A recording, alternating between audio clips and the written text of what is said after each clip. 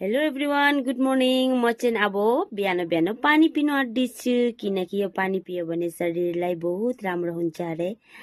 अनि यो पानी चाहिँ हो मैले बगानमा फुल लगाएको छु, त्यो फुलको हो। अनि अब चाहिँ म यो पानी खाएर देखाउँछु। यो मतलब मेरो फुल बगानको फुलको पानी हो के। दुईटा मात्र फुलेको थियो, त्यही बनाएर खाँदैछु। टेस्टी त केही हुँदैन, पुरा फिका।